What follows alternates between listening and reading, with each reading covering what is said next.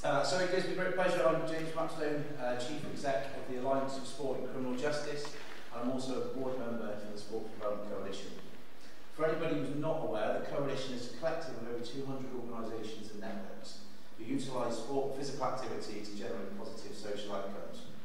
Today we're joined by a number of our fantastic members of the back-end team, and also a great pleasure to introduce our new Executive Director, Hitesh Patel. Please just guys just stand up so you can see who they are, a little wave. Please make sure everyone have a chat or introduce, please go and see them today. Next thing, get out of the way is a bit of housekeeping. So there's no planned fire alarms. If anything does sound, we'll go outside there, we'll leg it down the way that we came up down the stairs. If anybody's struggling with the stairs, apparently there's a safe room on the right hand side. You can join Emma in there for a G&T apparently. Toilets, ladies, as we go out on the right hand side, gents over in the far corner on the left. So moving on, we'll introduce today's town hall on sport and criminal justice. For anybody who knows me, I've been sort of involved in this space for about 20 plus years, so it's quite a pleasure to be introducing and talking about this one. Town hall sessions are reasonably new. This is our second one as a coalition. They're informal opportunities to bring people together and discuss the important issues in ambulance and workforce development. Today we're looking at crime prevention and reduction of antisocial behaviour. Anybody familiar with the Coalition's Open Goal campaign? So this is one of the 5 key areas. We got it's up on there, the yellow one. If you want to tweet today, please hashtag Open Goal, and let's see if we can get it trending. I think is that the right term? Finally, just a little bit about the Open Goal campaign. It's a showcase. It's a showcase to contribute the role of sport and physical activity to build a fairer, more equitable and sustainable future. Alright, so please get behind that. And if anybody wants to know more, that is driven by our fantastic comms manager at the Coalition, Simon Lansley, who's at the back getting some pictures. Tweeting as he's kicking us off. And now moving on, I'm going to pass over to Graham Helm from Street Games, who's going to interview and introduce our first speaker. Thank you, Graham. Thanks, James. Good morning, everybody. Good morning, everybody at home. Welcome to Manchester, first of all, for somebody who lives in this part of the world and works a lot in this part of the world. It's the home of scaffolding. You'll notice that when you walk down here. It's the centre for the development of scaffolding in the world in Manchester. So, my name's Graham Helm. I work with the Street Games, connecting our work and our safer agenda into a number of violence reduction units and police and crime commissioners across the country. And as part of that work, we've been working hand in glove with friends within Greater Manchester Combined Authority and their violence reduction unit. And so we thought it'd be really useful this morning to just set a scene, as we're based here in Manchester, and those that are online might want to know a bit more about Manchester, then just to sort of help set the scene about Manchester, help set the scene around some of the agenda around ASB, crime and violence. And we're going to introduce the head of serious violence and organised crime for Greater Manchester Combined Authority, Damien Dallimore.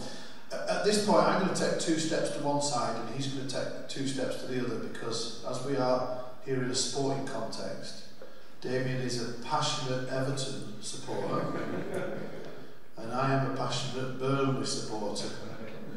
So we've got a run into the end of the season which may well see Leeds United going down, and that's what we're doing. So, ladies and gentlemen, please give a round of applause, Damien Dallimore. Thanks, Graham. Oh, it's very loud. What an introduction, yeah. I think you've stolen at least 3 of my jokes there, thank you. So, first of all, welcome to Manchester, this wonderful city of ours, home to some fantastic football teams, and this is probably not a very good one at the end of the M62. It's nice to see people in 3D. I think this is the first time I've spoken in front of any kind of audience for about 2 odd years, so that's very nice. The suit just about fits. I put it on this morning with a deep intake of breath to try and get this on, so yeah, that's a positive for a Friday anyway. And the sun's shining, so welcome everybody. Hope you're all well. Sport. So I thought I'd start by reflecting a bit on my life and my experiences and why this is so important to me personally before I want to talk about what we do in Greater Manchester. So I grew up 20 miles up the road in Wigan. It was probably now referred to as a deprived community. Didn't feel like a deprived community when I was growing up. I thought it was brilliant. I had a great childhood. But when I think back about it, every single, or almost every single key moment in my life involved sport in some way. So every free minute I had, I was playing football or cricket or tennis. One of my earliest memories was my dad taking me to Goodison Park. I remember crying after we lost the 1986 Cup final. I'll probably be crying again in a few weeks' time. I remember seeing us win the league in '87. I remember playing tournaments for tennis. It was integral to everything that I did. So living in a deprived community, it was an opportunity for me to meet other people, to have positive spare time, to do really constructive things with other friends and in my community. And I've carried that through my career. So my first ever proper job was at Salford Council in Community Development, where we recognised that if you wanted to get people to come along to an event, sport and food were probably the two things that would guarantee you an audience. So, you know, we were working in Little Hulton, in Broughton, and places that would be called deprived communities, and we used to get fantastic turnouts from kids ranging from this big to this big, and you know, boys and girls and everybody coming out, and it was a brilliant way of engaging communities. You all know this, of course, like I'm telling you stuff that you already know.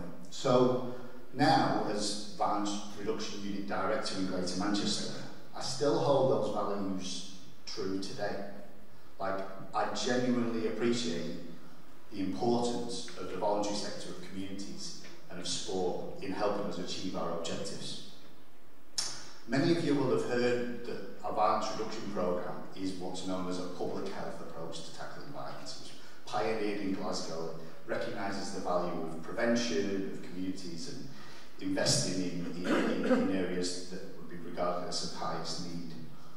For me, right from day one, we've had a stated commitment in Greater Manchester that our approach would be community-led. Public health approach is great, very much value that, but we would be community-led. And we've got colleagues in the room today who've been integral in making that happen in Greater Manchester.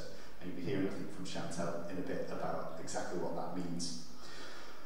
But we know, because there's lots written on the subject, that the solution to violence, the root cause of violence, is often poverty, inequality, lack of opportunity, lack of social mobility. We know these things to be true.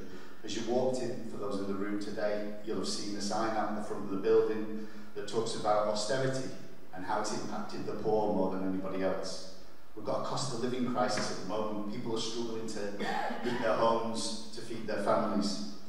These problems are only going to get worse unless we can deal with those root causes of these issues.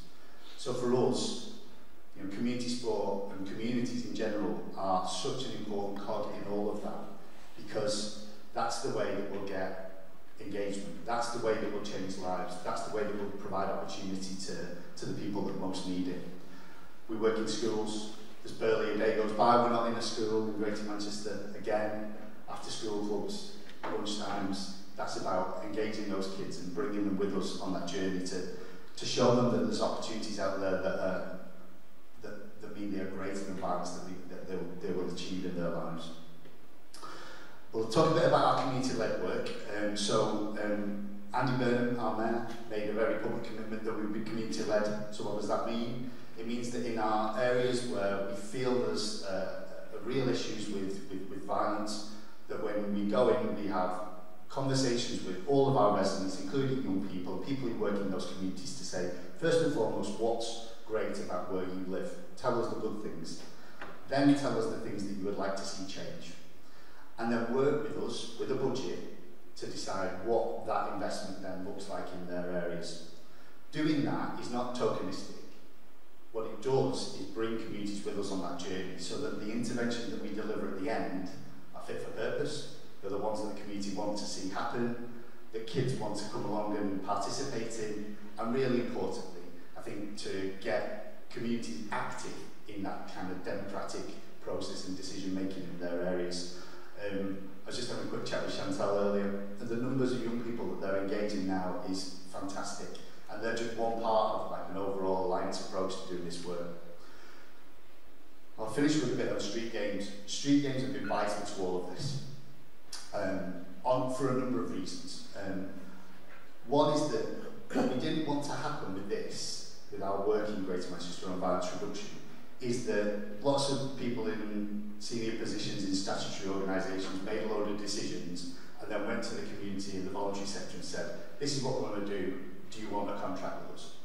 We wanted those people in the room as decision makers right from the outset. So our team isn't co-located because of COVID, but if it was, there would be a seat in our office that with Graham's name on it, because he would be a part of our team. Our strategic board has voluntary sector representation at that. They're the ones making the decisions about the priorities for Greater Manchester. When we go into those community-led programs, it's the community that lead that. The name is obviously suggesting that's the case, because we value that involvement at every level, from strategy right through to delivery. And if we don't do that, then we can't realistically say that we are community-led. It has to run through everything that we do. And so with that in mind, I think I'll wrap up by saying, this is just the start of things for us. What we see as being the long-term future for this is not that it's limited to violence reduction or particular programs of work, that everything that we do in terms of community safety and crime reduction with our colleagues in local authorities and police and others has the voluntary sector running right through it, as I say, from the top right through to the delivery. And if we can get that and we can demonstrate there's an evidence for it, I think we'll be creating a movement for change, and one where community safety is not led by the police or a chief constable or even the deputy mayor for police and crime, that it's a bottom-up approach, and then we get that involvement in everything that we do from the community to make those outcomes, those interventions, much more successful. Thank you. Thank you, Damien. And I think that was great to hear. I think from everybody that was great to hear. Something that community-led, we'll come on to that in a second. And I think what I took from that is that you get it. Your sport was in your upbringing, it's a passion, you get it. And then when people get into those positions, whether it's leading violence reduction units, whether it's PCCs, whether it's prison governors, if they get the power of sport and it's been part of their life, then you see how open they are to working with others and how it sort of really takes off. When you spoke there about a movement. And I guess, how do we then make sure those that haven't had that experience in sport and physical activity, who don't quite get it, how do we make sure everybody gets it so it's a must-have and not a nice-to-have? Perhaps that's something we can reflect on later on. The other bit, I'm pleased to say, hi Stuart, how are you? Hi James, I'm good, thank you. Brilliant, and so just to explain what's going to happen next, we're going to dive into that sort of community-led piece, and we've got Stuart Long here, Chief Exec of ATF, and you're going to give us an intro in a second, but he couldn't be here with us today, he's picked up COVID, so thank you very much for joining us. How are you feeling? No problems yet, doing okay. Good. Alright mate, please, can you introduce yourselves and the organisation? Let's start with that. Yes. So, yeah, I'm Stuart Long, I'm Chief Exec of ATF. We're a charity that works with young people and their families to build resilience and raise aspirations in disadvantaged communities. And well, it's been really kind of comforting to hear this morning just kind of the synergy that there is with what's being discussed around kind of, that asset-based approach and building stronger communities to kind of to carry out this work through sport as one hook of many to engage young people. Thanks, Stuart. And if anybody's not sure, the video at the start of our session was Stuart's Achieve, Thrive, Flourish. It was their organisation. And just, are you speaking around community-led and asset-based work? Just tell us why ATF exists and your approach to doing the things you do. I think really just in terms of, hopefully some of you would have saw the video there, and just we went to that community and we asked them what their issues were, but also more importantly what they were proud of, what their aspirations were for changing the community. We did that through school, which is a ready-made community, so it's not about trying to reach out. You've got parents and people that are involved, and importantly young people who are at risk, that you can engage in that process. And from that we had a schedule and a plan of community-based activities. And one of the issues was the fact that the park felt unsafe. There was a bail hostel there. There was a bail hostel there that made families feel unsafe to use a really beautiful park, and it became one of our missions to reclaim the park for the community. And by having activities every night, so that we're really able to provide structure and really able to hold young people with activities, you know, that managed to transform that area and make a real difference. So, you know, from that point of view, that's why it's so important. You know, I obviously, you know, don't get to go and deliver as much as I used to, and so I wasn't able to be there all the time. You know, I was hearing of really good levels of engagement. I came down to the park one day, I was just showing the local council around, and I saw, you know, there were over 100 people, and it felt like a festival that I would have put on when I used to work for the local authority. And yet that was happening 3 times a week. You know, it was that family feel that made it so important.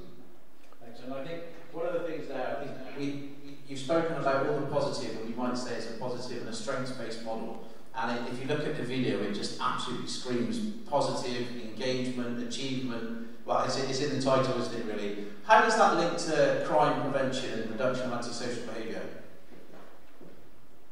So we really, you know, put some thought into the most important part, you know, the assets which are our coaches and our youth workers, and we have a mixture of those from within the community themselves, but also that have had lived experience and have managed to turn their lives around. So while we might not be, you know, explicitly stating that our work is around trying to do crime prevention, you know, we have someone who's had a custodial sentence and had an experience of county lines. We've had someone who's been youth offending, we've got a prison officer, you know, so they're able to build trust with young people, and, you know, so they're doing that day by day, building trust, and then at the right time we're able to then kind of, once we've established that relationship, to be able to expand and to kind of share the experiences. And by that time, hopefully young people are brought into what we're doing. You know, we're trying to create positive role models, build an alternative to, you know, county lines and gang culture, and, you know, have something that will really hold young people. We also work, I have to say, so we're working in the schools with those young people who are most at risk, might have had some offending behaviour. We do run kind of a course in secondary schools, but alongside that, all of our community work is running to bring those people, when they're ready, bring those young people into that setting and to help support volunteer apprentices. I've seen that Gary's on today from the coach course, so offering opportunities for apprenticeship. So it's kind of like building a network and a real sense of community. It's something exciting for them to be part of. And, you know, as you know, our work has become more recognised and we've been able to scale with more capacity, we're really seeing tangible differences in outcomes. That's brilliant, thank you. And I think you touched on it there. How, when you do a lot of work, and you haven't mentioned probably as much as families, you do loads of community engagement, loads of family support. So how important is it to have those positive labels on the work that you do for that engagement and that trust building? I think, you know, just in terms of it's about building something beyond just this is a youth project. When I first started working with the youth service and they gave us some funding, they found it quite difficult. But it was, you know, we have sort of 5 or 6 stations going on across all age ranges. Families were involved. It wasn't just set at teenagers. It was just come down, be part of this. And so it took a while for our local authority and our partners to kind of, you know, there was some discussion about whether we were keeping to the aims of the, you know, the funding. So it took them a while to understand that we're going beyond just a youth offending program or a program aimed at teenagers, and we're trying to bring families together. And, you know, a lot of our, you know, the families, members that have been part of it are now going through and coaching with us as well, and being part of the network. You know, they're your greatest assets within a community, within an estate, because then they're able to kind of reach out to the people that are in need. So they were therefore able to provide, counselling, supervision, food parcels, all the wrap-on stuff that might be barriers to getting involved.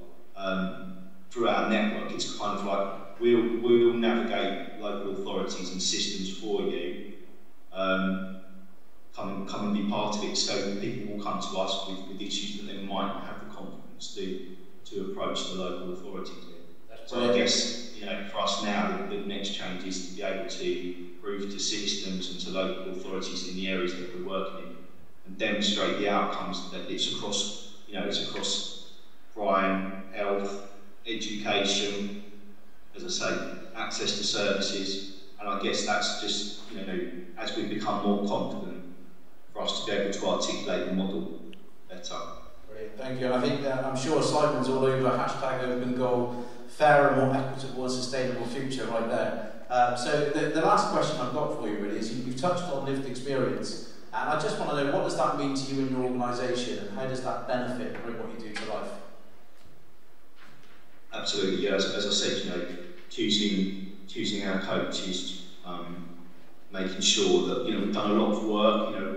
Quite early on, we were just led about what felt right, and we all know people that care and want to make a difference, and so we really tried to start to understand and unpick the characteristics that made people part of ATF and made the positive change. And so, as I said, it's about nurturing, developing positive role models, having that lived experience, living within the area, being passionate about making a difference, seeing people when they're volunteering, stories of feeling that they feel part of something, they're so excited, it's made such a difference, wanting to share that enthusiasm, having the experience of going down the wrong path,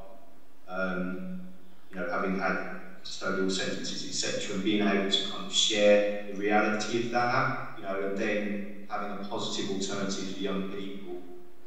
It's just overwhelming to see, and it's something that really makes me feel so humble, and that we're so lucky to work in the field that we do, because we've got a real opportunity to make real differences. Brilliant. And I think anybody that knows the organisation or just listening to that knows the difference you're making. So thank you very much, and please give Stuart a clap. And thanks again for joining us.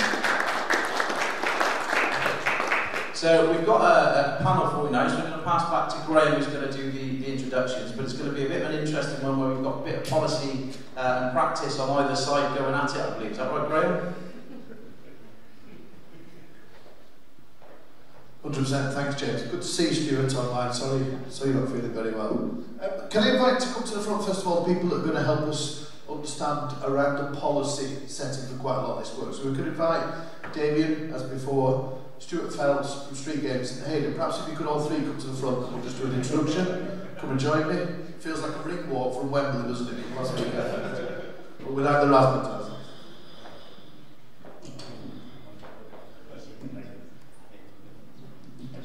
So that gives us our three policy experts, shall we say, and then two practitioners to join us as well on the left hand side, Paul and Chantal, and we'll do some introductions. Thank you.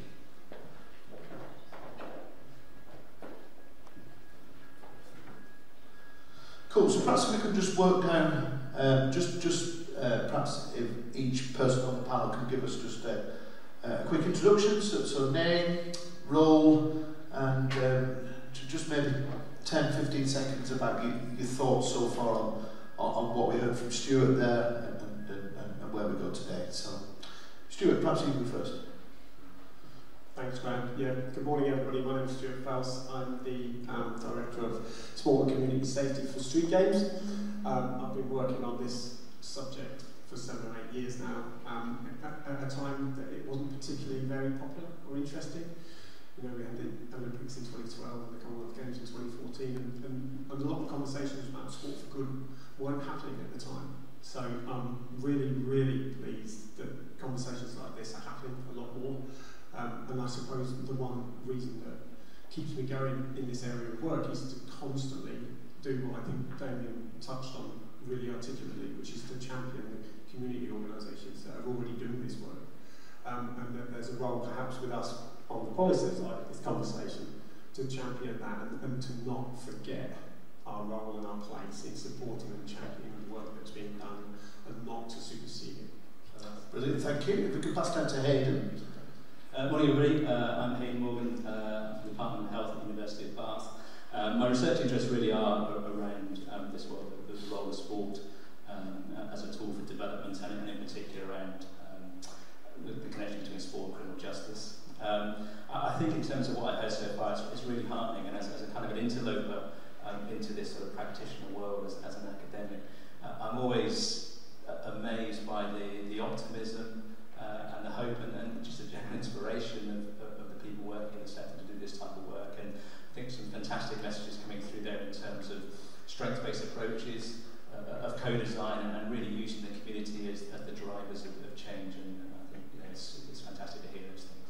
Brilliant, thanks, Hayden. No, good to see on that policy side. We're joined again by Damien Davenport, Director of Greater Manchester BIU. I'll come back to you in a minute, Damien, if that's okay. Of course, we'll go from that. I'm just going to turn to my other side now to introduce two practitioners, really. So perhaps just the same again, just who you are, where you work, what you do. This is the good stuff. Paul, you go first. So my name's Paul Flannery, I work for Livewire in Warrington, Community Sports Development Manager. I've got a long history of working with Graham and Stuart, and I think we started out as Positive Futures years ago, for those that remember, Home Office funded. And we've kind of seen the journey of evolution of sport being used in the sort of crime, antisocial behaviour sort of forums and stuff.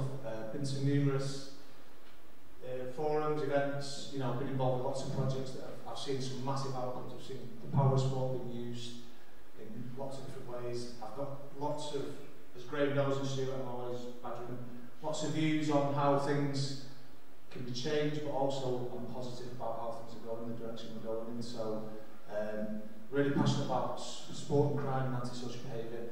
Really interested to hear about the VIU, because in Warrington we're not part of the VIU geographical area, but really keen to sort of look at how we can pick up some good practice of you guys. So, yeah. Thank you, Paul.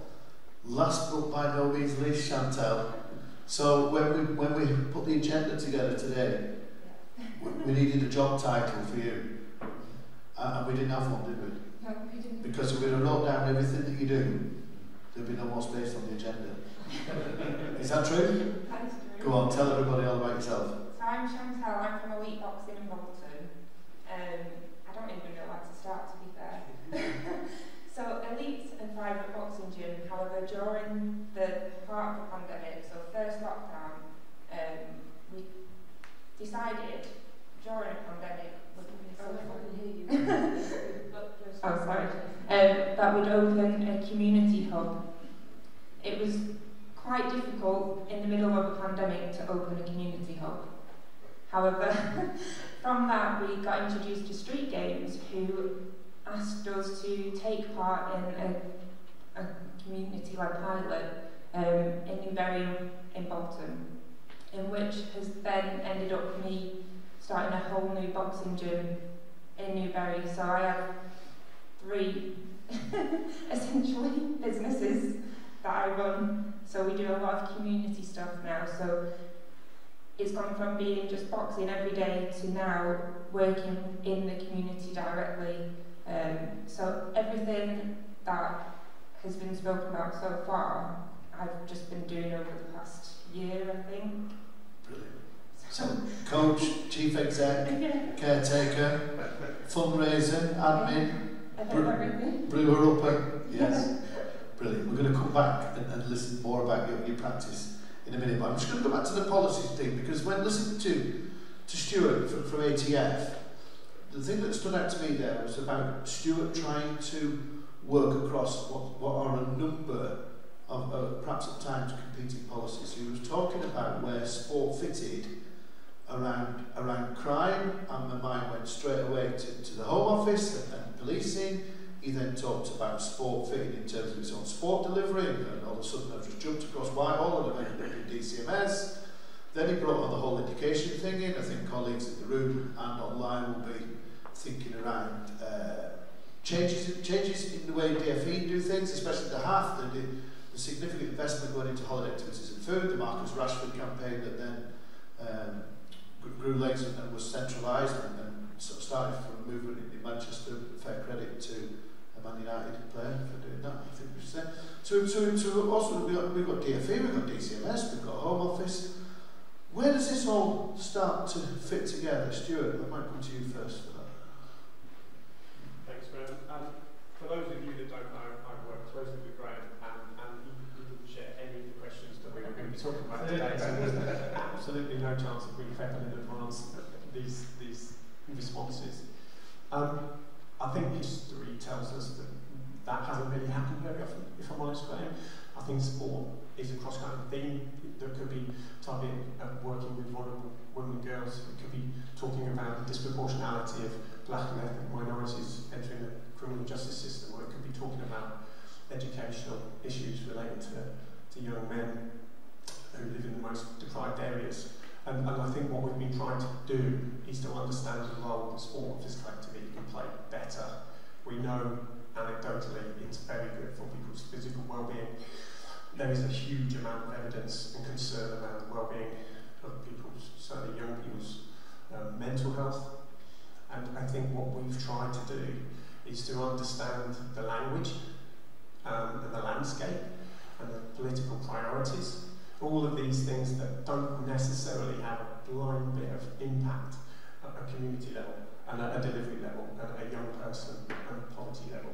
But the opportunity to link together the aspirations of some of those policies that Graham talked about as departments, and the opportunity to link them together through sport and physical activity has never really existed in the last 7 or 8 years that I think I've been trying to work on this with Graham and Street Games and the thousands of organisations that do this day in, day out, unnoticed, frankly.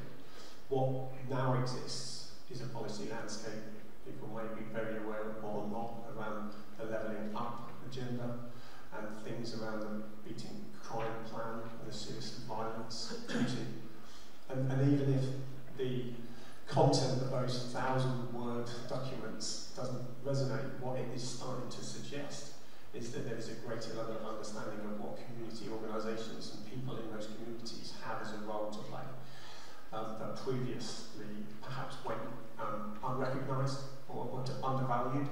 And I think some of the things that Damien mentioned earlier this morning around how the VIU in particular and the combined authority are trying to recognise their role and their accountable responsibility, perhaps to provide some drive and coordination, but to kind of engender leadership, and that can come from all of us, I think, certainly with examples from the community side.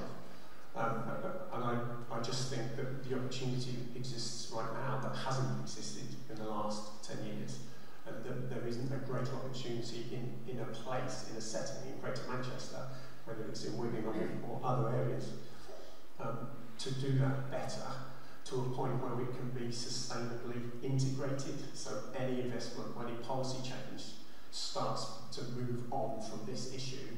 The issue remains, and there's an absolute issue of not accepting that vulnerable young people are still staying vulnerable regardless of what politicians say. So I'll stop there because I'm rounded. Thank you. Damien, I'm going to come to yourself. You, as a VIU director and managing what is Home Office investment that funds the violence reduction agenda in various places up and down the country because of higher instances of violence, and the Home Office centrally managing that programme but asking them for that sort of regional, local understanding. I'm interested really where the challenge comes to try and position all the competing agendas within that, and whether sport has a place because you get it, you believe in it, or sport has a challenge to prove its place in that violence reduction, or there is a risk that at times sport can be, this would be great, but I've got so much else to think about with what is still a limited finite resource and influence really in designing those programs. So, I mean, first and foremost, as a violence reduction unit, our stated objective is to reduce violence. So, of course, as Home Office funding, we have to be reducing serious crime, serious violence, and ultimately, homicides in Greater Manchester. The figures are too high, and we need to drive those down. That's absolutely the case. But, as has been mentioned, if we get this right, the impact is across the whole system. So hospitals benefit, our health system benefits, schools benefit, communities benefit if we get this right. So of course our approach in Greater Manchester has to be that multi-agency partnership, so that we're looking at the impact of this work across the system as a whole. This sounds like, if you take this comment out of context, I'll get in trouble, but I'm quite relaxed about evaluations of this community project reduced antisocial behaviour or crime by X%. I think we're too hung up on that, because I think that's difficult to prove. Look, if you flood an area with activities and resources for a set period of time, you probably will reduce crime, but you won't deal probably with the underlying causes. So you might say, oh, we've reduced antisocial behaviour by 50%. That's wonderful for that time. I think the approach we're taking here is about lasting, sustainable impact, about building trust and relationships with communities, and having an authentic response that communities buy into. That will have the lasting impact. So our evaluation with Manchester Met University is looking at that and saying, is this approach going to yield better outcomes than other ways of doing this, which might have short-term results, but perhaps not that long-term impact. So that's, I guess our approach is, yes, of course we have to reduce crime, but there are other things that we're looking at too. And I'll just end with this. Government are not joined up on this. So they might say they are, but Department of Health, Department of Education, etc., all have their own plans and we're all doing their own thing. And they might come together occasionally, but I think what we need is a cross-cutting strategy for government that's about children, about children's health and well-being, and about how we value and create opportunity for our young people. That doesn't exist currently. So it's threaded into lots of other plans. But if not now, when? I mean, coming off the back of COVID and all the problems that we've had, and our young people have suffered more than probably anybody in society as a result of that, now's the time I think we need government to come together and have that forward-thinking, ambitious plan for our children and young people. Thank you, David. Thank you. Hayden, the dreaded E word came out there around evaluation and evidence, and there was one or two in the room. And maybe just use those very, very clear comments from David there about the need to bring together a pan-government strategy around young people. Within that then, from a sport perspective, we will always be wanting to prove and advance our understanding, our knowledge, our evidence, because we firmly believe sport works. That's why people come to the room, people are online, we're passionate about it, we need to prove it. But as James alluded to in his conversation with Stuart, sport is very much about young people, positive outcomes, and that takes time. And it takes time to get to that understanding about what's been achieved through the wonderful work of community sport. How do we balance that with, at times, quite a quick moving political agenda? We operate in cycles, don't we, with politics and so on and so forth. The sport needs to stretch across that. I think there was a question in there somewhere. I think I got one as well, so that's okay. I think, just to pick up on what Stuart and Jamie sort of said there, I think I couldn't agree more with what both of them are saying here. I think it connects there as well to the way in which we build that evidence base. So one of the things about policy is that they change, right? And they're very short term. It doesn't seem like 5 minutes ago we were talking about big society. Now we're on to levelling up. And I think if we get too sort of caught up in policy weeds, everything does become very short-term focused. And I think in terms of practice and in terms of building the evidence base, we need to look beyond that a little bit, looking at sort of longer-term solutions, because the communities don't change necessarily. Policy may change, but communities don't. And I think in terms of building sustainable solutions that can be measured and evidenced, that sort of longer-term focus, I think, is the key here. So, but entirely right, Graham. I mean, there is that necessity to sort of show those wins along the way, and I think that for me the secret is to start the academic community and the practitioner community to work much closer together, so that we start thinking more strategically on how we we get that short-term evidence, but also the longer-term impact. Thank you. Let's turn to our practitioners. So we're hearing there about perhaps joined-up thinking, joined-up policy, perhaps longer-term understanding of the value of sport, be able to stretch across short-term policies. Chantal, does that keep you awake at night? Too much use of the word policy. Okay. What matters to you then? What matters to you as you go about delivering your work in Bolton, those young people? Tell us about that. I think when Damien touched on sustaining these, basically for us, when we're working every Wednesday in our boxing session, we've had it, in the beginning we had it quite tough, and the area that we're in, it's a very, one of them rare, I think, I want to say rare, because I think it is rare these days, you get a tight-knit community. Like, I don't think many people know their neighbours anymore. However, in that area, everyone knows everyone. They're very tight-knit, very close together, and there was a lack of trust. So I'm an outsider to that community. So when I went in and said, right, I'm going to do some boxing for you, they were like, oh, well, it's just going to stop again. So making sure that we're there every week for the children that come is my priority, and getting the trust built up in that community, which I think we're getting there now. It's taken a while. We started our sessions back in August last year, so it's gotten to the point now. We started with 6 kids turning up every week, and now we're getting at least 30 children through the doors for one session a week, and we're hopefully we'll build up on that more now. But getting the trust in that area was really difficult in the beginning. Having the help from street games, having the help from local community people really, really helped drive the project. I know part of that work, through that focus on the community, it's not just sport, is it? So that whole plan, that whole work in Newberry connects sport and youth and the school and the police and perhaps the council and all that sort of thing.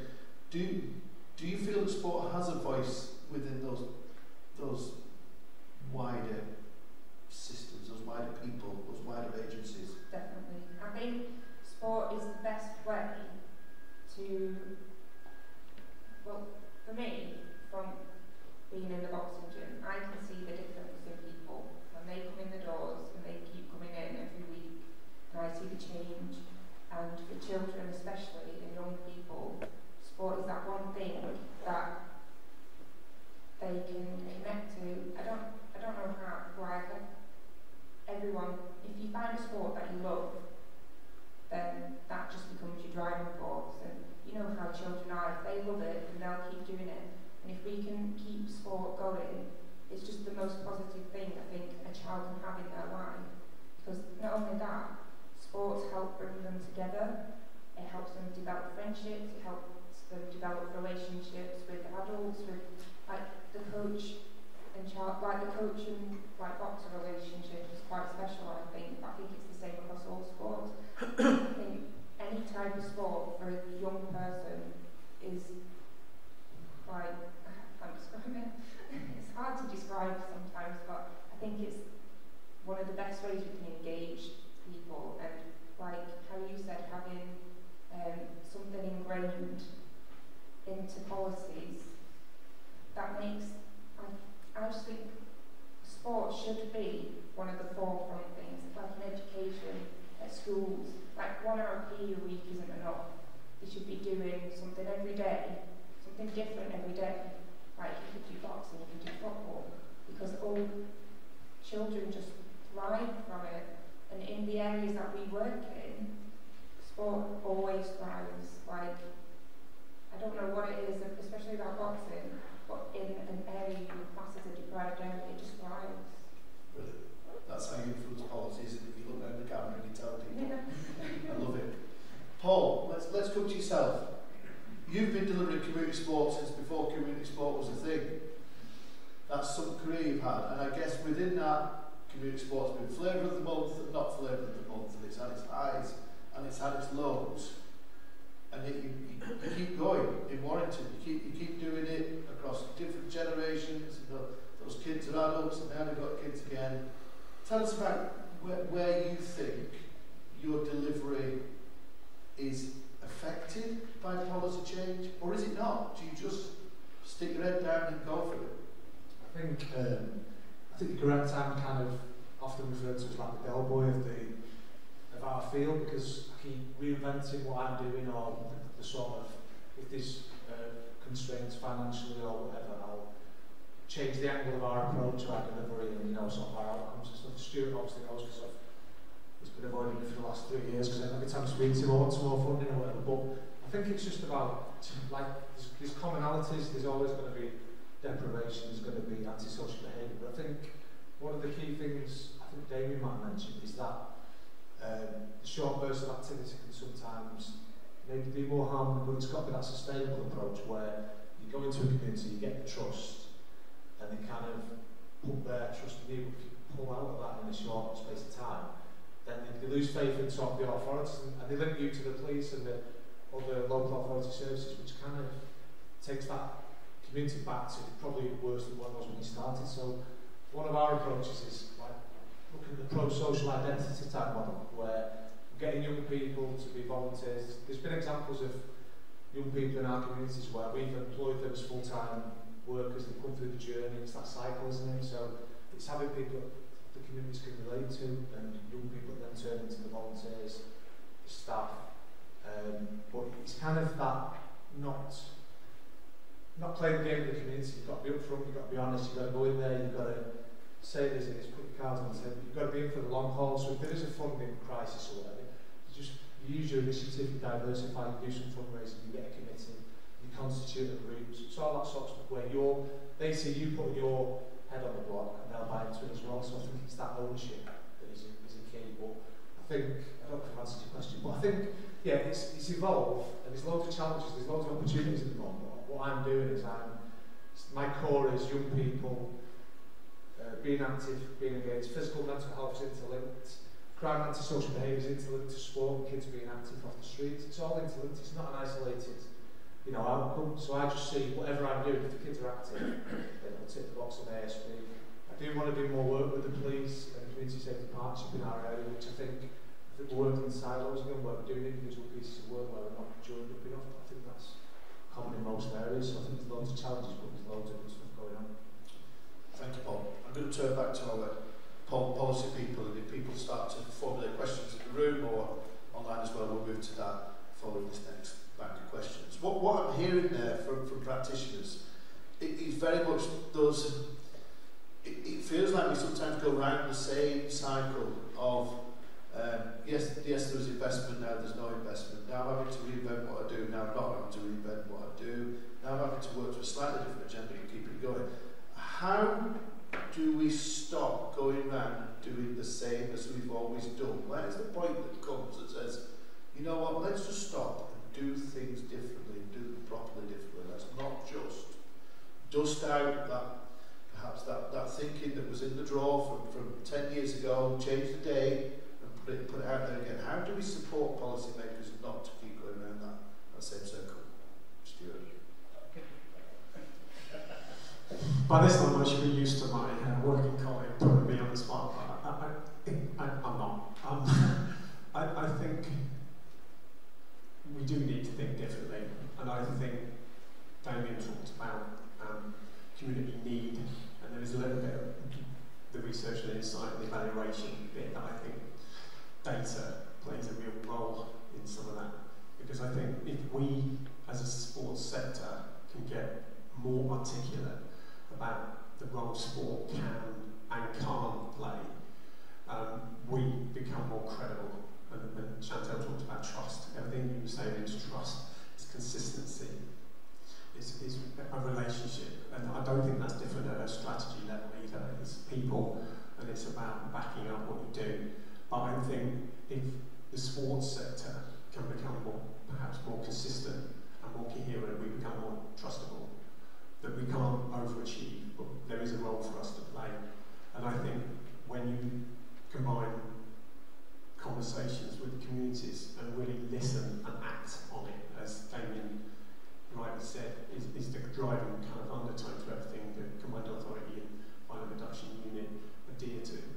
with hard data sources, you start to get a triangulated response. Because if you have a person in mind that you're trying to support, who may well be vulnerable, and you have a place that can be identified in those communities that Paul and Chantal and many others work in, and a priority, you could call it a problem, but a purpose. You have a triangulation all of a sudden that is backed up by hard data, which is only half of the problem or solution to identifying the issue, and the community is the other half, arguably the more important half. All of a sudden, you have in place a person and a priority that you want to try to focus on, and the intervention then sits squarely in the middle. And I think if sport signs up to that approach on a more consistent, higher volume, higher scale level, the evaluation, I think, will follow, because it's quite hard at that point to argue with it. And I think if you have such a solid foundation then of the role sport plays as an intervention to that triangle, you start to move to the conversation about consistency in funding. And funding isn't always the answer, but it's a human nature. We want stability and we want security, and that applies to the young people as it does the young adults that are often the coaches and maybe the not so young ones that have been around a little bit longer. But that security and stability becomes more evidenceable. And if you can do that, I think you push the argument to a point at a strategy level, at a policy level, that can't be a slightly woolly, liberal, nice to have anymore. It's a pragmatic, evidence-based need described by communities and data that addresses issues that reflect the whole challenges in some of the communities. Thank you. David, I think you sit there under Home Office investment, working for the Deputy Mayor and the Police Crime Team in Greater Manchester. If you had the opportunity to really get into the detail of a redesigned sport policy, and you went into that conversation with what you know, what you're trying to do on behalf of the people of Greater Manchester, what would you want to see from a more longer-term sport policy that clearly referenced the work that you're responsible for, that keeps you awake at night, around vulnerability and need across Greater Manchester that drives ASB crime violence? So, from day one when we commenced this programme of work, we've been having ongoing conversations with communities and providers about what is important to them. So, some of the messages that have come out today were loud and clear in that. I think some of the things that our communities were telling us and our voluntary sector partners were telling us were, we in the statutory sector make you all compete for pots of money. We don't listen. That you know the young people who need help or need support, referring those young people into services, into children's services, for example, those thresholds are often too high, or they won't engage with statutory services anyway.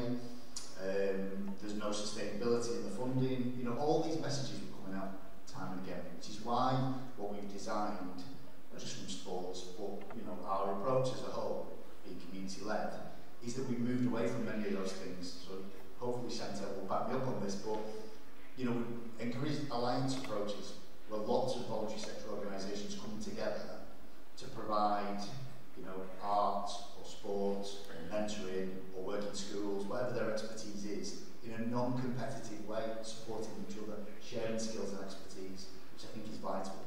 We didn't have a competitive grant giving process. We did it on an alliance approach. We allocated 100,000 and they told us where the money needed to be spent. That's very different. We're just in the process of announcing formally that we're putting another £100,000 into Newbury for this year, which will keep that going.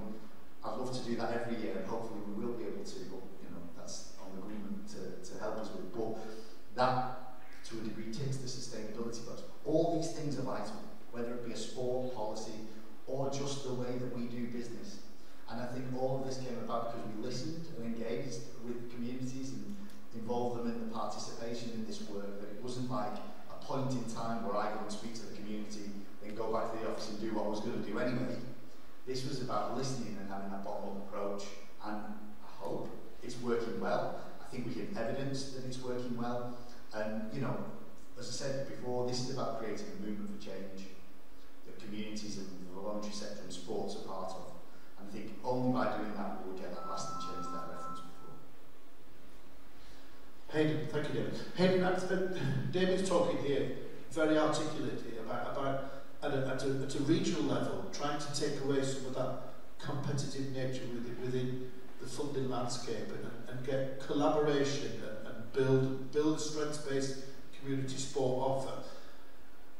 Your thoughts on that, really, about having worked in and around the role of sport, and whether there is so much, at times, negative energy put through community sport, trying to understand what it does individually, rather than working as part of a more wrap-around support for young people.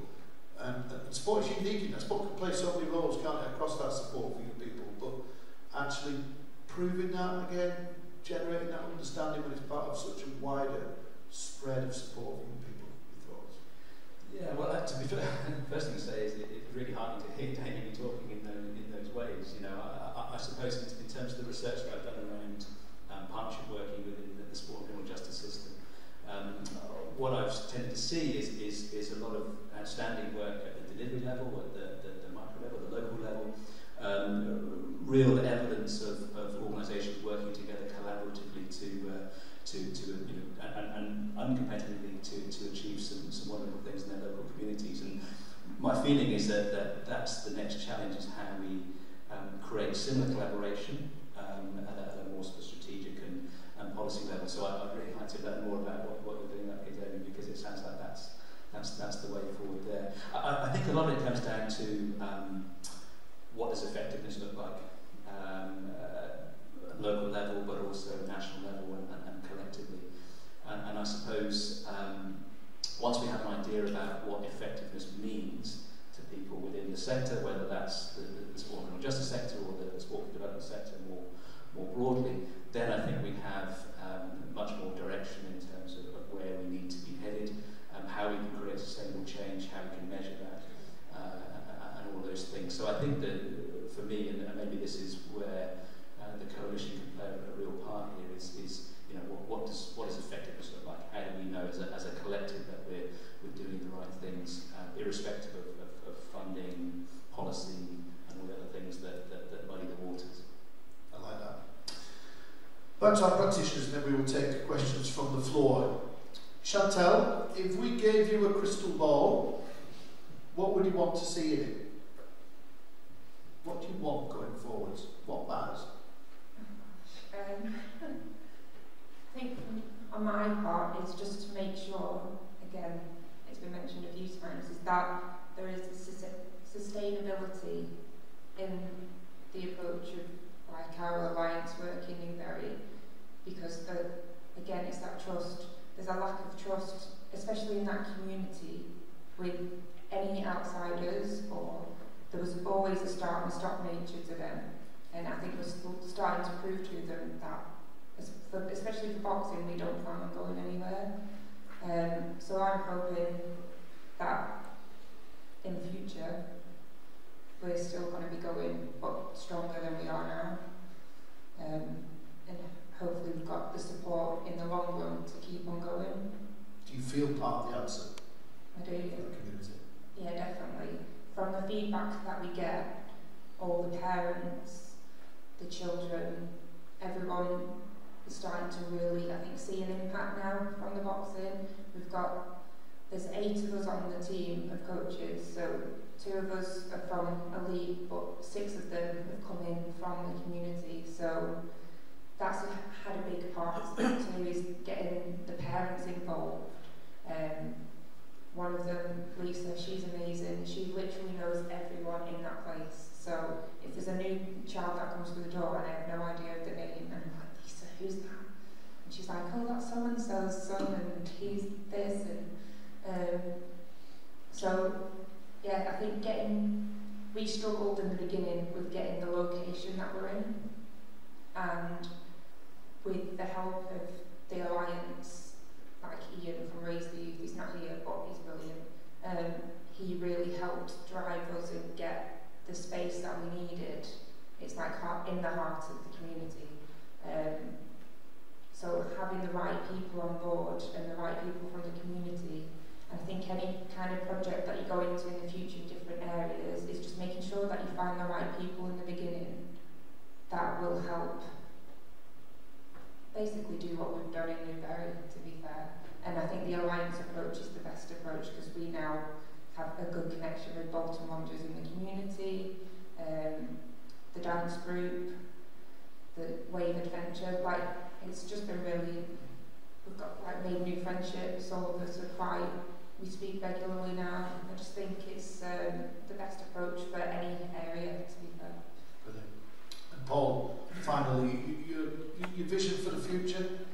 Yeah, exactly the same. It's just collaboration. It's just working together. There's resources out there, and there's a lot of people with the same common goals that are kind of pulling in, I wouldn't say different directions, but they've got their own sort of baby. They're a bit precious about what they're doing and just need to maybe ease up on that, and all sort of after COVID with all the restrictions and stuff, you know, financial climate we're in at the moment, we just need to kind of pull together, and I think there's a bit of, I do think there's a bit of competitiveness still around funding in sport, and I think sport is unique, but I think we need to, again, I like the students' sort of comment around, you know, we need to evidence what we're doing, and we need to, I'm into quality not quantity, so if we do a project, I'm all into the case studies and the qualitative stuff and the personal journey type things, and I think that's what we need to concentrate on. We need to get away from bums on seats type scenarios and really concentrate on real stories with real people attached to them. But I think if we can pull together a multi-agency approach, I think that's definitely the way forward, in agreement with everything Chantal said. Brilliant. Impact.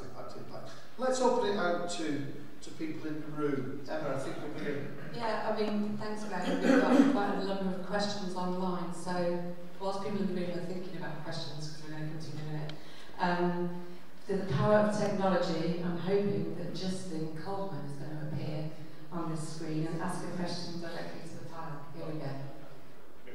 I'm probably very deep there as well, so I apologise for that. It's a quick question, just from your perspectives as well in relation to each of the panel, if you can. What one piece of advice would you give? Now you've got all of this experience with youth crime, looking at young people themselves and their journeys. What one piece of advice would you give to parents to their younger children? That makes sense. And when I say younger, so that 2-year-old, 3-year-old, that would help them the most avoid criminal pitfall, if you will, and from your perspective, so I think this is a nice perspective there on the panel. Yeah, what one piece of advice for a parent who starts out in parenthood is what help them? Thanks, Justin. Good to see you. So advice parents to their children. Damien, you knew that was coming. Contributing to a present for your newborn not so long ago. Goodness me. What are you telling That's the hardest question, That's isn't it? Like, I think, yes, I've got a 6-month-old at home. Goodness, giving advice to parents is terrible, isn't it? Because you get bombarded with advice when you've got a baby. Some of it good, some of it not so good. Look, I mean, I don't think there's any one thing that we could say, really. I mean, if children grow up in a caring, loving household with parents who, you know, create opportunities for them, like I said before in the introduction, my dad drove me to every night of the week. I think I was going to a different sports club, taking me to watch the football. You know, it was a very loving and very caring environment that I grew up in, and sport was never present. So I guess that would be my advice. But you know, it's children with a 2-year-old won't be talking about crime. I think they'd just be talking about love and support and opportunity. Thank you. I'm going to come across to Chantal. Chantal's part of your work, you work with loads of families, don't you? And loads of parents, and they're all getting involved. What's that message that you're putting out? What are you telling them? Or what would you say to that parent to pass on to their kids? I think it's just making, I'm just trying to think what advice I'd like to take on as well, being a parent. I think it's making sure that if your child shows an interest in something, you make sure that you do what you can to make that interest become something. Like, if someone shows an interest, for example, for me, boxing, then if my daughter's like, I want to box, like, right, let's go boxing, and you take them consistently, or you do everything you need to do to make that happen for them, rather than just sitting down and going, maybe, just look online. You have to be actively involved in helping them. lot where parents actually just don't care about what the children are doing. So I think playing an active role is really important. Thank you. Emma, back to you for the question. Sorry, I have to keep going with the mic and running around. I'm going to come to a question in the room over here with Adam. Hi everyone, do you want to stand up or sit down? So I'm Adam and I'm a CP Operational Manager within Greater Manchester. But linking in with what David and Chantal have just said and answering Justin's question, I think it's really important. It's a really good question, Justin, because I've got 2 young children, 5 and 7, but supporting them with what their interests are, even if it's not an interest of your own. I've got 2 young children and they're into swimming. Now I never swam as a child. I was into badminton and football, but supporting them and just supporting what they're interested in is really important, and it gives them, they're both doing brilliant at swimming now. One of them swims at the aquatic centre now, but giving them that support and encouragement and having the facility to be able to provide them that is really important. And the reason I'm mentioning this is because within Greater Manchester, I think I've just knocked over my coffee. No. But the reason I mention this is because that's something we're trying to concentrate on within probation at the minute. With community service, we've just been renationalising. We've got a massive recruitment campaign going on at the minute. Now, traditionally, we're really good facilitators. We will we'll work with local organisations within communities. And traditionally, it's always who shouts the loudest, we'll go and work with them. So we'll go and work in churches, we'll go and work in we'll go and work at local parks, and we'll go around and do these local projects. We'll do it for 2 or 3 weeks, then we're finished. And it's that short impact, like you were talking about, Paul, as well. It's that short impact, we're not there, it's not a sustainable project. And then we'll come back out and we'll go help someone else who shouts the loudest. What we're looking at, and what I'm the lead for innovative projects in Greater Manchester and education, training and employment within Community Payback, is we've got a massive cohort of staff and groups and helping hands, and we need that consistent approach, and we have the ability to go and help in communities all across Greater Manchester, from Wigan to Tameside or anywhere. And I've got my own specialised team that we can go around with a consistent, offer of helping set up projects. So we can go and help set up a boxing project in Bolton or Bury. But then, the next week we could go organised through the GMCA with our links with GMCA. I know I haven't met you, David, before, but I speak quite regularly with Charles Wosu from GMCA. So what's your question? My question is, sorry. Yeah. So my question is would there be would people in the room, would they want to engage with Community Payback and have our groups go and help facilitate projects? Would you want our people on probation with lived experience to come out and train to be mentors or train to be tutors within your organisations? Let's throw that to Paul if we can, Paul. So to really thank you, Adam. So really strong stories there about young people with experience, young adults with experience in the criminal justice system. Sport, there's a big identity around sport, isn't there? There's a big positive identity around sport. Is there an open door for So we're talking about people on probation in the criminal justice system that are coming. Yeah. So having worked for the youth offending team many years ago, obviously I saw this sort of front line, and there's obviously a lot of issues, there's a lot of potential there. If it's managed correctly, with everything in place, then obviously why not? I think it's a massive, could make a massive difference to society, and getting some of these people back, and it'll boost the confidence and all that sort of journey again for them, working with other people will be massive. So I don't see why not. I just think the management needs to be correct and all sort of things need to be put in place, but I don't see why not. I think it's a massive opportunity. Thank you, Paul. Probably an opportunity to talk to Adam as he refills the coffee that's kicked all over the floor. Ladies and gentlemen, these panels can go on forever, and I know we would love them to go on forever, but I'm mindful mindful we're out of time. Can you please show your appreciation for this morning's panel? To Hayden, to David, to Stuart, to Chantel and to Paul.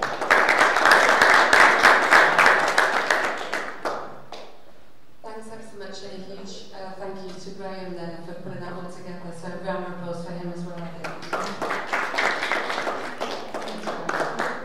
And we have quite a lot of questions online, but a lot of them were feeding into what we're about to go into next. For those who don't know me, I'm the Collective Action Manager for the Sport for Development Coalition. My job is to sit back, listen, throw people in the room together, and then let's make some stuff move forward and get some action. So that's what the next part of the session is all about. If I'm going to be a bit Chris Whitty about this, can you go to the next slide?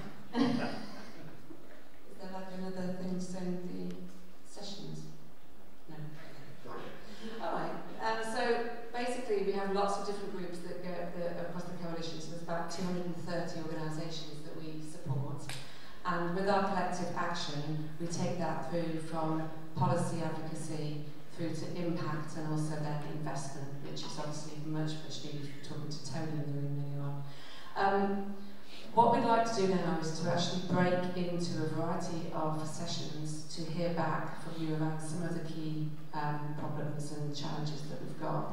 Two of those were mentioned by a number of people online. Chelsea was waiting in the wings to come in to ask the question there, but she just couldn't fit in. So the importance of measuring impact, which there's a session that I think Kelly and Hayden, we're just going to group you around certain questions and talk about that. There's also Sarah online along with Nikki. We're talking about the importance of workforce, which I think Chantel spoke about. So let's make sure that we're supporting the people that are doing all the delivery and getting out there. So that's another session that James, I think, is going to link to. I'm going to need to just check on the other two. So one is to do with probably kind of what I would call as a coach practice design. So actually, what are the kind of key ingredients to an effective activity sessions, which you heard quite a lot from Stuart earlier on. And then the last one is over here, which is what are the current opportunities and challenges that organisations face delivering youth crime programmes. So those are the 4 areas we'd like you to get into. Your challenge, people, is that you have to get around all of them. So I am going to be a pain, I am going to be shouting and saying, time up, move on, so that we can get your collective thought across all those 4 areas. If you're online, Ben Hilton and Justin are going to be facilitating 2 groups, and we'd like you to focus specifically on the practice design and the challenges, but I'm sure if we've got time, if you can talk about workforce and impact, that would be fantastic. So thanks for that. If you can just get a coffee, if you're at home, get yourself a cuppa, and you're going to get put into 2 groups. If you're here, just go and gather around one of those flip charts and we'll help you. Thank you. Okay, well, thank you for that. Welcome back those people online. That always sounds really strange. But I hope you had a really good session. We've had some brilliant sessions here. Like I was saying earlier, the kind of where we go next with this is we'll take all the feedback from all the groups, but so that we can really look at where that links into the whole coalition's future collaborations, and there's some key partners in the room that we'll be talking through. So we'll come back to you following today so that we could, a bit like, you said this, we're doing this, so that we're really listening. So to take over from me for this session, I'm going to hand over to Mark, who is the Chief Exec of Street Games, and a very, very important part of our coalition. So to you, Mark. Thanks very much, Emma. Nothing like a microphone. Morning, everybody online. I don't know where I'm looking at the camera. I hope you're alright. Really good discussion in the room here. Lots of bits of white flip charts stuck to the wall with lots of scribbles on them, which is always a good sign. What we're going to do in a moment, just to warn the facilitator colleagues, is we're going to go to you and you're going to come back with 2, including our online facilitators, 2 of your top points from your discussion. But just before we do that, I just wanted to share a few reflections, because I've had the luxury of sitting listening this morning, which is really nice for me.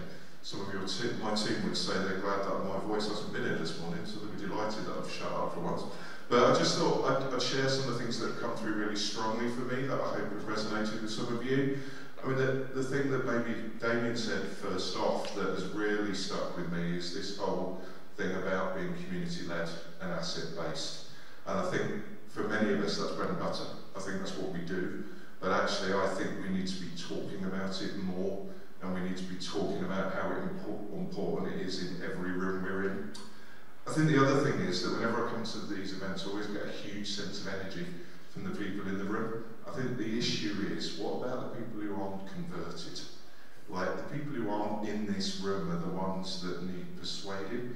So we need to find ways, all of us, of, yeah, great, catching up with the people we know and like who do this stuff. Let's find a way to convert some of the unconverted. And the thing that Stuart Long said that really stuck with me is that our communities don't separate themselves neatly into age bands, like the people who work on 11 to 16 and then 16 to 25. And in fact, these are families. These are families that have 5-year-olds and 16-year-olds and sometimes have 25-year-olds as well. So us, again, as a collective, being able to tell that story feels really important. I love Damien's idea about cross-government children and young people strategy. I think what we're starting to see as an organisation is that local authorities are starting to recognise that themselves. Government may not be there, but actually local government is starting to really understand how they need to connect up. And then everybody always says it, I've been in the sector over 20 years, the word sustainability. It's been there since day one, it will be there in 20 years' time. But actually, we need to fight as a collective to make the argument that those organisations that are with families every day are absolutely of critical importance. And they weren't just important while we had 2 years of real trouble with COVID, they're really important now because they're still talking to families now. And they'll still be connected to families when all of us have moved jobs or have moved into doing something completely different. So making that argument as a collective feels really important as well. And that movement for change piece came through really strongly for me. So I'll pause there and hand over, and we'll start. Should we start with the online facilitators? Is that a good idea, Kelly? I don't know who, is it Justin was doing lots of facilitation. Okay. Oh, thank you again. I hope you can hear me okay. So it was a good conversation, although technically we had a few issues with the digital systems and voices coming and going and various other things. So we managed to get most of it out. You said the top two, Mark, as well, the top two things. I'll be honest, my pages are full of information, so there's a whole lot here, but fundamentally, I think we concluded, if you will, that youth voice and listening to that when it comes down to the question here is the secret ingredients for the, what are the effective key ingredients for youth finance and youth planning programs. The youth voice itself, but also enabling peer-to-peer support as well, and being able to land that and in between the vision and really listen, not just go in with an agenda, but on a need. The outcome then really of the conversation, there's lots between which I'll populate on the downward. When it comes to the end result, there is that broadening, if you want, social value that we've all got collectively that we can bring together. We can make partnerships and things like that, but how we work in partnerships, that communicative piece, if you want, how we build trust in us and users, clients, and those beneficiaries, if you want, in the community, and how we act together. That key, in a nutshell, the youth voice and bringing those people will enable us to vent on issues, not just youth crime, but also the other issues around virtual is we'll be able to address it earlier on in the child's life. Brilliant. Thank you so much, Justin. So, youth voice, and this piece about us actually going beyond programmes to the real value that we create in communities. So thank you for sharing that. Was the other online facilitator, Kelly? Ben? Morning, Ben. Sorry I can't be there in the room in the fantastic city of Manchester. As a Man City fan, I was there on Tuesday.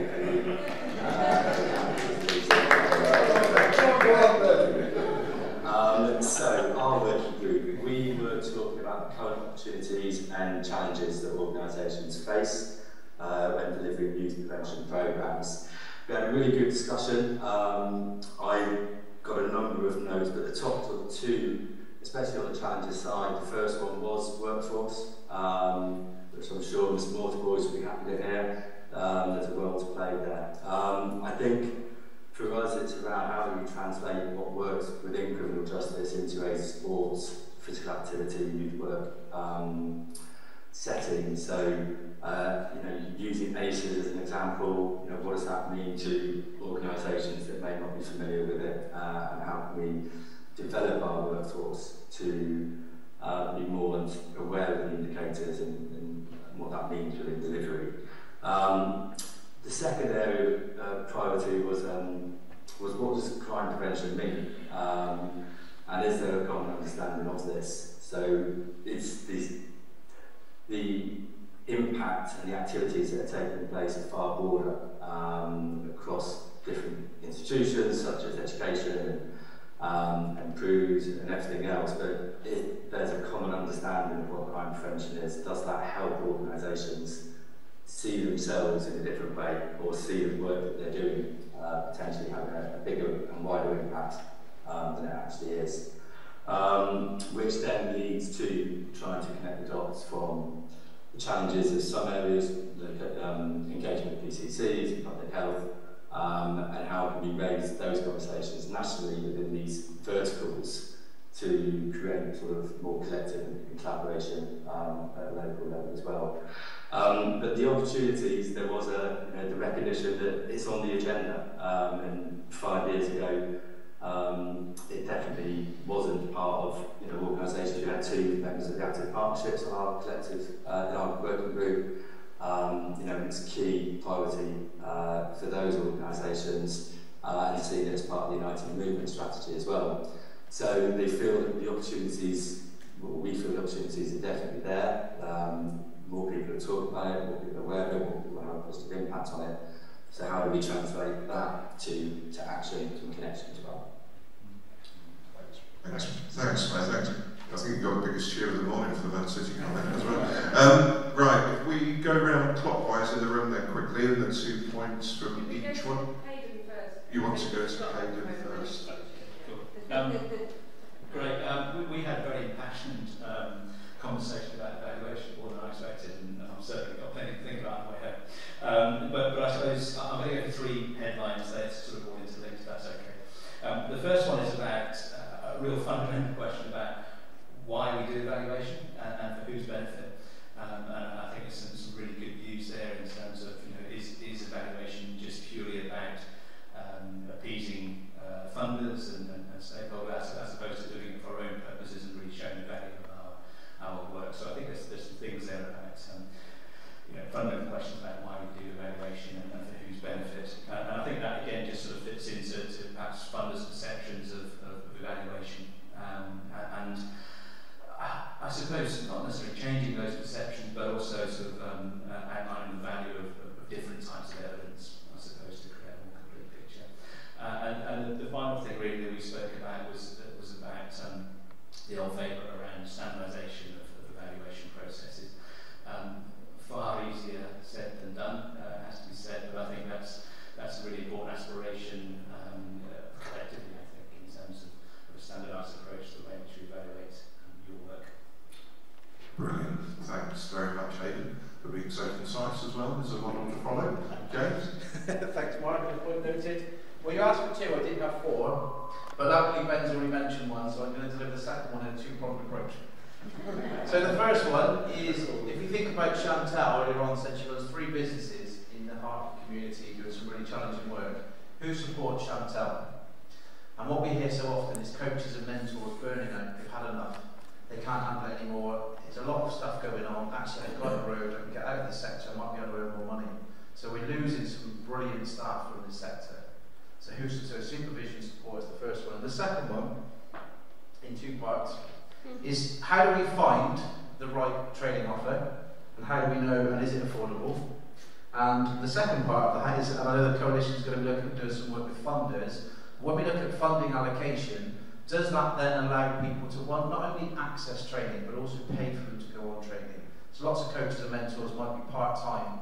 They might get paid for 10, 12 hours a week. That doesn't then mean they get paid to go on a day or 2 days training. So how can we factor that in the funding? Thank you. You had Simon.